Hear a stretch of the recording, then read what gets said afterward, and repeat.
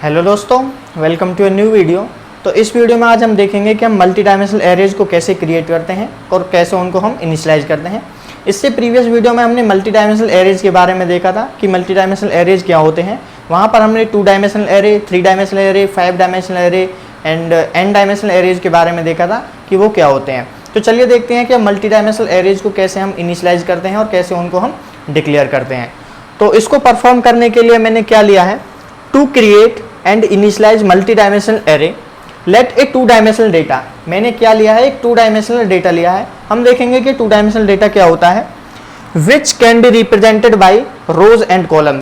अब जो आपका 2 डायमेंशनल डेटा होता है उसको हम रोज एंड कॉलम से रिप्रेजेंट कर सकते हैं। तो चलिए देखते हैं कि अभी 2 डायमेंशनल डेटा क्या होता है। तो मैं आपको एक एग्जाम्पल देता हूँ कि आपको ये तो पता होगा कि कोई भी आप स्कूल ले लीजिए, उसके अंदर क्लासेज होती हैं। अब हर क्लास के अंदर क्या होता है, आपके सेक्शंस होते हैं और हर सेक्शन में क्या होते हैं, बच्चे होते हैं। तो मैं यहाँ पर क्या करने वाला हूँ, मैं यहाँ पर कोई भी एक क्लास लेने वाला हूँ। मान लीजिए आप कोई भी क्लास ले लीजिए। अब उस क्लास के अंदर हो सकता है आपके 2 सेक्शन हो, 3 सेक्शन हो, 4 सेक्शन हो, कितने भी सेक्शन हो सकते हैं। लेकिन हर सेक्शन के अंदर क्या होंगे, बच्चे होंगे। अब बच्चे की भी पॉसिबिलिटी क्या है कि बच्चे जो हैं वो आपके बॉयज़ भी हो सकते हैं, गर्ल्स भी हो सकते हैं या फिर अदर्स भी हो सकते हैं। तो अब जो ये आपका जो डेटा हुआ क्या कि आपके सेक्शन और हर सेक्शन के अंदर बच्चे जो कि आपके मेल, फीमेल और अदर्स, ये जो आपका डेटा हुआ, इसी टाइप के डेटा को हम क्या कहते हैं, 2 डायमेंशनल डेटा कहते हैं। जो कि मैंने यहाँ पर एक मैट्रिक्स के द्वारा दर्शाया है। मैंने क्या किया है, मैंने यहाँ पर एक मैट्रिक्स फॉर्म किया है। तो मैं यहाँ पर क्या कंसीडर कर रहा हूँ, हमारे पास कितने सेक्शन है क्लास के अंदर, 4 सेक्शन में यहाँ पर कंसीडर कर रहा हूँ। और हर सेक्शन के अंदर या तो आपके मेल हो सकते हैं कुछ, या कुछ फीमेल्स होंगे, या फिर कुछ अदर्स भी हो सकते हैं। तो मैंने यहाँ पर ये सिनेरियो लिया है। तो मैंने क्या किया है, यहाँ पे मैंने 4 सेक्शन लिए हैं, A, B, C, D। तो मैंने यहाँ पर 4 सेक्शन लिए हैं और हर सेक्शन के अंदर कुछ आपके मेल्स होंगे, कुछ फीमेल होंगे और कुछ अदर्स भी हो सकते हैं। तो ये यहाँ पर मैंने इनको लिखा है। तो मैं इसके अंदर वैल्यू कैसे असाइन करेंगे, तो क्या किया है मैंने, A सेक्शन के अंदर 20 तो मेल हैं और A सेक्शन के अंदर 22 फीमेल हैं और A सेक्शन के अंदर 5 अदर हैं। इसी तरीके से क्या है कि B सेक्शन के अंदर मैंने 30 मेल लिए हैं, 40 फीमेल लिए हैं और 7 आपके अदर्स लिए हैं। इसी तरीके से C के अंदर मैंने वैल्यूज़ लिए हैं और इसी तरीके से मैंने D के अंदर वैल्यूज़ लिए हैं। तो इस तरीके के डेटा को हम क्या कहते हैं, 2 डायमेंशनल डेटा कहते हैं। और इस तरीके के डेटा को रिप्रेजेंट करने के लिए मैथमेटिक्स में क्या करते हैं, हम मैट्रिक्स का यूज करते हैं। तो मैट्रिक्स की मदद से हम अपने डायमेंशनल डेटा को रिप्रेजेंट कर पाते हैं। तो मैंने अपने 2 डायमेंशनल डेटा को यहाँ पर एक मैट्रिक्स के द्वारा रिप्रेजेंट किया है। अब इस डेटा को मुझे किस में रिप्रेजेंट करना है, अपनी प्रोग्रामिंग लैंग्वेज में। अब हम प्रोग्रामिंग लैंग्वेज में 2 डायमेंशनल डेटा को रिप्रेजेंट करने के लिए हम किसका यूज करते हैं, 2D एरे का यूज करते हैं। इसी तरीके से अगर मान लीजिए हमारे पास 3 डायमेंशनल डेटा होता तो हम उसको रिप्रेजेंट करने के लिए किसका यूज करते, 3 डायमेंशनल एरे का यूज करते। मैं आपको 3 डायमेंशनल एरे का चलो एक एग्जांपल देता हूँ। तो 3 डायमेंशनल एरे का एग्जांपल क्या हो जाएगा, यहाँ पे मैंने कितनी क्लास कंसीडर की है, यहाँ पर मैंने 1 क्लास कंसीडर की है। लेकिन मान लीजिए अगर मैं 2 क्लास कंसीडर करता और हर क्लास के अंदर 4 सेक्शन होते और एवरी सेक्शन में आपके गर्ल्स होते, बॉयज़ होते और अदर्स होते, तो ये आपका कैसा एग्जाम्पल बन जाता है, ये आपका 3 डायमेंशनल एरे का एग्जाम्पल बन जाता। इसी तरीके से आप और अदर एग्जाम्पल भी सोच सकते हो। तो ये क्या हो गया आपका 2 डायमेंशनल डेटा। अब इस 2 डायमेंशनल डेटा को 2D एरे में कन्वर्ट करने के लिए हम कैसे करते हैं, तो यहाँ पर मैंने कुछ एग्जांपल्स के थ्रू यहाँ पे शो किया है कि कैसे हम इस डेटा को अपने एरे में कन्वर्ट करेंगे। तो इस तरीके के डेटा के लिए हमें एरे डिक्लेयर करने के लिए क्या करना पड़ेगा, मैंने यहाँ पर एक फंक्शन लिया है void main, जिसके अंदर मैंने क्या किया है, तो हमारा जो डेटा है वो कैसा है, 2 डायमेंशनल। तो हम प्रीवियस वीडियो में पढ़ चुके हैं, अगर हमारा डेटा 2 डायमेंशनल है तो उसको रिप्रेजेंट करने के लिए हमें 2D एरे चाहिए होगा, 2 डायमेंशनल एरे चाहिए होगा। तो 2 डायमेंशनल एरे हम कैसे क्रिएट करते थे, एरे के नाम के बाद हम 2 सबस्क्रिप्ट लिखते थे और उसके अंदर उनका साइज देते थे। तो इसको रिप्रेजेंट करने के लिए हम क्या करेंगे, इसके अंदर हमने कैसी वैल्यूज डाली हैं, हमने इंटीजर वैल्यू डाली है। तो एरे का डेटा टाइप क्या होगा आपका, इंट। उसके बाद एरे का नाम मैंने यहाँ पर ए लिया है और फर्स्ट सबस्क्रिप्ट के अंदर मैंने क्या वैल्यू डाली है, 4। मैंने 4 वैल्यू क्यों डाली है, क्योंकि हमारे पास कितने सेक्शंस हैं, हमारे पास 4 सेक्शन हैं। उसके बाद मैंने सेकंड सबस्क्रिप्ट के अंदर वैल्यू डाली है 3।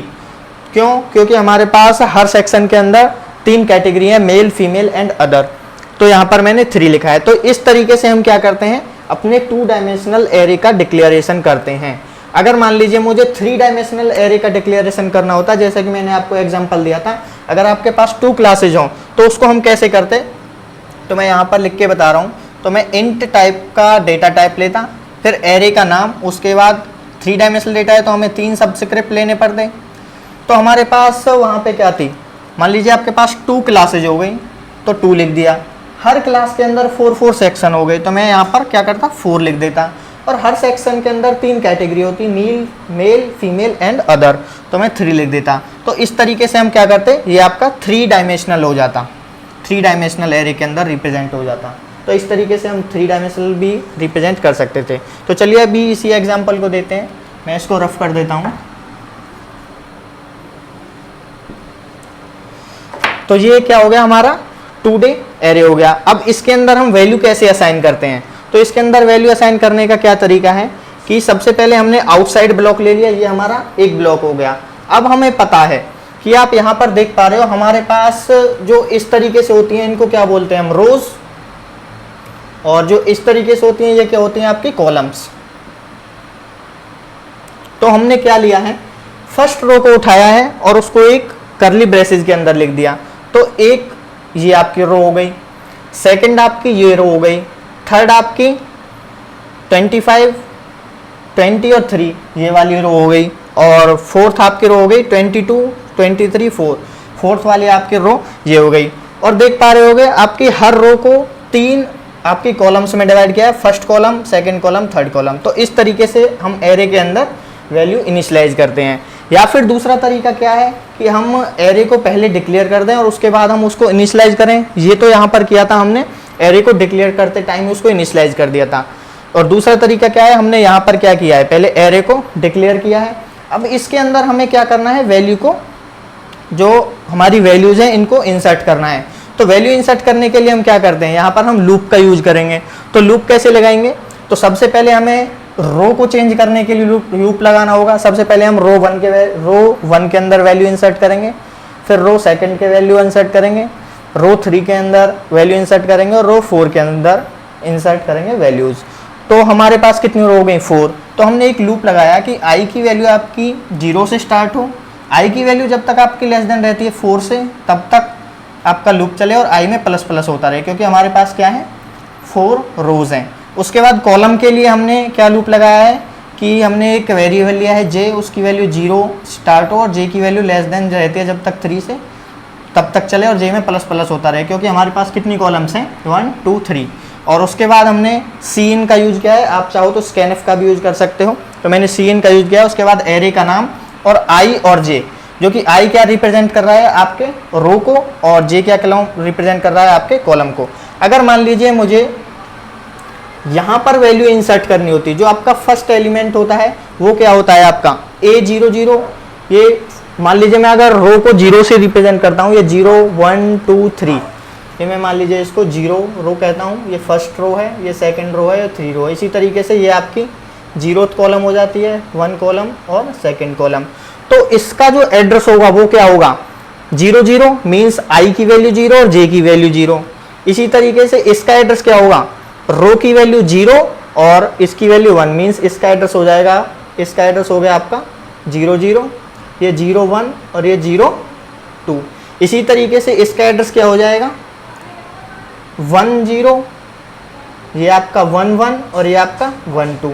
और इसका एड्रेस क्या हो जाएगा आपका सेकेंड रो फर्स्ट कॉलम यानी 2, 0, 2, 1 और ये 2, 2। और इसी तरीके से इसका क्या हो जाएगा 3, 0, 3, 1 और ये 3, 2। तो ये इनके एड्रेसेज हो गए। अब मान लीजिए मुझे यहाँ पर वैल्यू इंसर्ट करनी हो यानी 2, 1 पर, तो आई की वैल्यू कितनी लूँगा मैं 2 और जे की वैल्यू कितनी लूँगा मैं 1। तो आप इस लोकेशन पर वैल्यू इंसर्ट कर पाओगे। तो आई होप आपको ये समझ में आया होगा कि कैसे हम वैल्यू इंसर्ट करते हैं। तो ये क्या हो गया आपका, पहले हम डिक्लेयर करेंगे और उसके बाद हम कैसे वैल्यू उसके अंदर इंसर्ट करेंगे। तो ये हमने यहाँ पर 2 इसके एग्जांपल देखे कि कैसे हम अपने जो एरे को क्रिएट करते हैं 2 डायमेंशनल एरे को, और कैसे उसके अंदर हम वैल्यू असाइन करते हैं। अब इससे पहले हम पढ़ चुके थे कि स्टैटिक एरे क्या होता है और डायनेमिक एरे क्या होता है। तो अब आप देखकर बताइए कि जो ये मैंने दोनों डिक्लेरेशन किए हैं उनको इनिशियलाइज किया है, तो ये दोनों आपके कहाँ पर क्रिएट होंगे, ये आपके स्टैक पर क्रिएट होंगे या ये आपके हीप पर क्रिएट होंगे। तो आप कमेंट सेक्शन में इसका आंसर दे सकते हो कि ये कहाँ पर क्रिएट होंगे। फिर भी मैं आपको बता देता हूँ चलिए कि ये आपके कहाँ पर क्रिएट होंगे। तो हमने क्या किया है, यहाँ पर इनका जो साइज है वो कंपाइल टाइम पर ही बता दिया है। तो ये आपके कहाँ पर मेमोरी लेने वाले हैं, ये आपके स्टैक सेक्शन में मेमोरी लेने वाले हैं। तो चलिए देखते हैं कि अगर मुझे इन्हीं एरेज को हीप सेक्शन के अंदर क्रिएट करना होता तो क्या करते। तो आपको पता होगा हीप सेक्शन में अगर हमें एरे क्रिएट करना है तो हम क्या यूज करते हैं, या तो हम मेलॉक का यूज करेंगे या फिर न्यू का यूज करेंगे। तो चलिए देखते हैं कि अगर इनको हमें हीप सेक्शन के अंदर क्रिएट करना होता तो कैसे करते हैं। तो to create array on heap use malloc और या फिर न्यू का अगर हम यूज करते हैं, जैसा कि मैंने आपको बताया और आपको भी पता है। तो मैंने यहाँ पर फर्स्ट में क्या किया है, तो मैंने एक फंक्शन लिया है void main, और उसके अंदर मैंने क्या किया है कि इंट मैंने एक पॉइंटर टाइप का एक एरे क्रिएट किया है। तो इससे क्या होगा, जब मैंने ये लाइन लिखी तो इससे क्या होगा, मुझे क्या क्रिएट करना है, एक एरे क्रिएट करना है इसी तरीके का जो इस वैल्यू को रिप्रेजेंट कर पाए। तो मैंने क्या किया है, इंट स्टार पी मैंने एक पॉइंटर क्रिएट कर लिया। मैं आपको एक फिगर के थ्रू इसको दिखाता हूँ।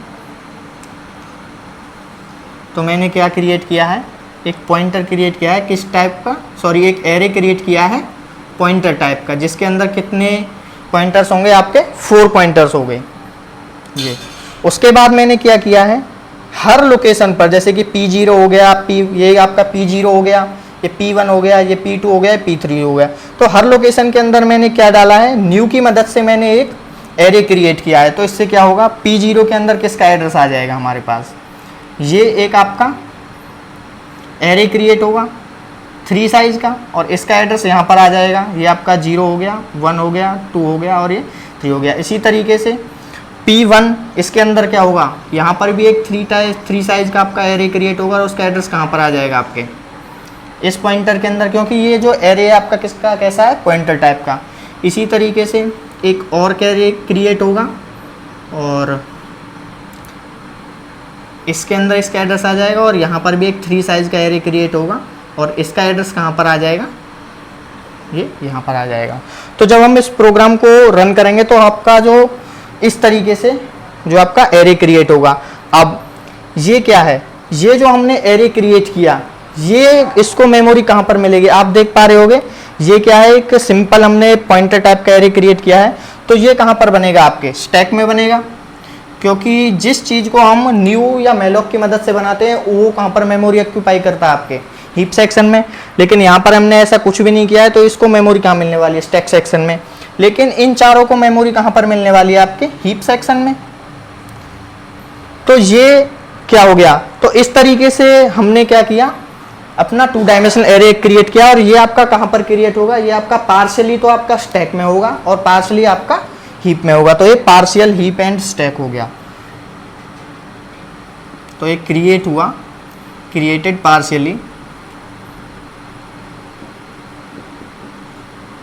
On stack and heap.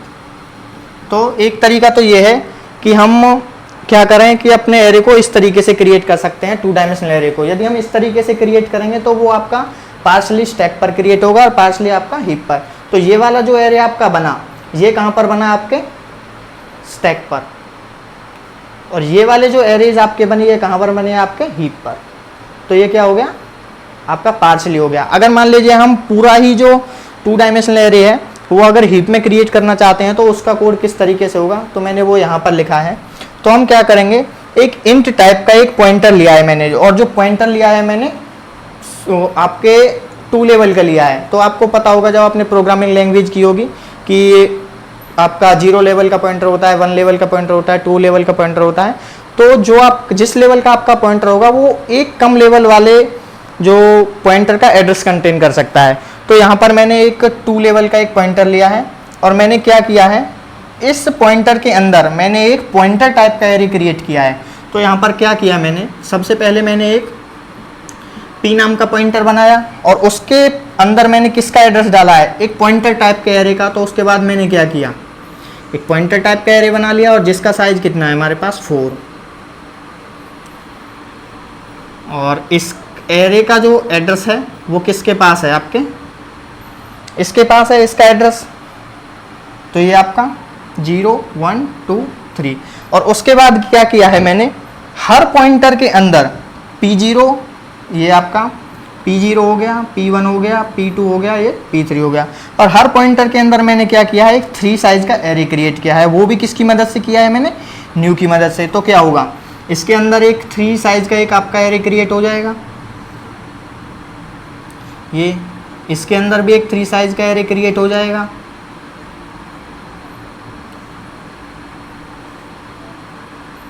ये हो गया। और इसके अंदर भी आपका एक 3 साइज का एरे क्रिएट हो जाएगा। और इनके एड्रेसेज आपके कहाँ पर आ जाएंगे, इसका एड्रेस यहाँ पर होगा, इसका यहाँ पर होगा, एड्रेस यहाँ पर होगा, और इसका एड्रेस यहाँ होगा। तो इस तरीके से क्या हुआ, ये आपके 3 एरेज क्रिएट हो गए। अब जो आपका ये वाला जो पॉइंटर था, ये तो आपके स्टैक में ही क्रिएट होगा, लेकिन ये किसका एड्रेस होल्ड करेगा, ये आपके पूरे एरे का एड्रेस होल्ड करेगा। क्योंकि यहाँ पर मैंने जो मेन पॉइंटर जो लिया है एरे का, जो ये वाला, तो ये आपका कहाँ पर क्रिएट हुआ, ये आपका हीप पर क्रिएट हुआ, क्योंकि मैंने किसकी मदद से क्रिएट किया इसको, न्यू की। तो ये क्या हुआ, हीप पे क्रिएट हुआ। और ये जो मैंने अदर 3-4 पॉइंटर्स जो अलग से बनाए हैं, ये भी कहाँ पर क्रिएट होंगे, ये आपके हीप पर क्रिएट होंगे, क्योंकि ये भी मैंने न्यू की मदद से क्रिएट किए हैं। तो ये आपका जो पूरा एरे हो गया, ये जो आपका पूरा एरे हुआ, तो ये कहाँ पर क्रिएट हुआ, ये आपका हीप पर। तो ये क्या है, क्रिएटेड कंप्लीटली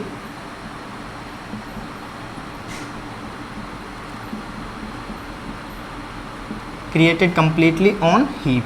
तो इस तरीके से अगर आप एरे क्रिएट करोगे, तो वो आपका एरे कहाँ पर क्रिएट होगा, कंप्लीटली हीप पर क्रिएट होगा।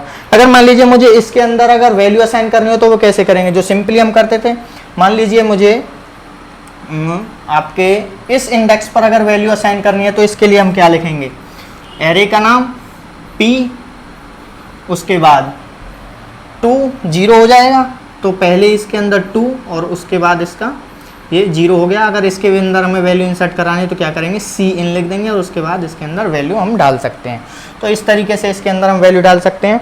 अगर इसके अंदर हमें वैल्यू डालनी होती तो क्या करते, वही करते, Cin करते, उसके बाद हम एरे का नाम P हो जाता हमारा, पॉइंटर के थ्रू एक्सेस करते, और इसके अंदर 2 हो जाता, इसके अंदर 0 हो जाता। तो इस तरीके से इनके अंदर हम वैल्यू असाइन कर सकते हैं। अगर हमें प्रिंट कराना होता किसी भी इंडिविजुअल वैल्यू को, तो हम क्या करते, Cin की जगह Cout लिख देते, तो सिर्फ यही करना होता। तो ये तो हो गया आपके हीप पर एरे क्रिएटेड। तो हमने देखा कि जो हमारा 2 डायमेंशनल एरे होता है, उसको हम हीप पर भी क्रिएट कर सकते हैं, जैसे कि हमने यहाँ पर देखा, और स्टैक पर भी उसको क्रिएट कर सकते हैं। अब ये तो हो गया आपका मल्टी डायमेंशनल एरे, जो हमने इसके अंदर 2 डायमेंशनल एरे लिया है, उसको हम कैसे क्रिएट करेंगे। अब देखते हैं कि जो आपका ये एरे क्रिएट होता है, ये कैसे मेमोरी ऑक्यूपाई करता है 2 डायमेंशनल एरे। तो the above array stored in memory like 1 dimensional array. अब जो आपका 2 डायमेंशनल एरे है, वो जब आपके मेमोरी के अंदर स्टोर होगा, तो वो 1 डायमेंशनल एरे की तरह ही स्टोर होगा, मींस आपका लीनियरली स्टोर होगा। लेकिन हम उसको विजुअलाइज कैसे करते हैं, आपके 2 डायमेंशनल एरे की तरह। तो ये आपका कैसे स्टोर होगा, अब ये आपका मान लीजिए एक 2 डायमेंशनल एरे है, तो अब इसको स्टोर करने के लिए मेमोरी के अंदर हमारे पास 2 पॉसिबिलिटीज़ हैं। तो पहली पॉसिबिलिटीज़ क्या है, जैसे कि मैंने एरे जो like 1 dimensional array in 2 ways, तो इसको हम 2 तरीके से स्टोर कर सकते हैं। पहला तरीका क्या है कि हम रो वाइज स्टोर करें, मींस सबसे पहले इस वाले रो के एलिमेंट्स को लें, फिर सेकंड रो, फिर थर्ड रो, फिर फोर्थ रो।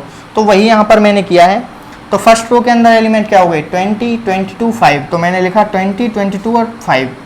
फिर आपकी नेक्स्ट रो के एलिमेंट्स कौन कौन से हो गए, ये वाले, फिर नेक्स्ट के ये वाले, फिर नेक्स्ट के मैंने ये वाले। तो ये रो 1 के एलिमेंट, रो 2 के एलिमेंट, रो 3 के एलिमेंट, रो 4 के एलिमेंट। तो पहला तरीका तो हो गया ये। अगर हम इस तरीके से एलिमेंट्स मेमोरी के अंदर स्टोर कराते हैं, तो उनको हम मैपिंग के लिए कैसे उनका एड्रेस कैलकुलेशन होगा, तो उसके लिए हम क्या यूज करते हैं, रो मेजर मैपिंग। एक टेक्निक होती है जिसका हम यूज करते हैं, हम आने वाली वीडियो में देखेंगे कि रो मेजर मैपिंग का हम यूज करके कैसे हम एरे का एड्रेस कैलकुलेट करते हैं।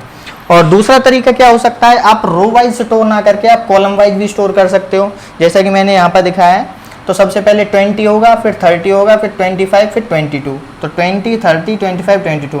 फिर उसके बाद सेकंड कॉलम के एलिमेंट्स आएंगे, तो मैंने सेकंड कॉलम के एलिमेंट्स यहाँ पर लिख दिए।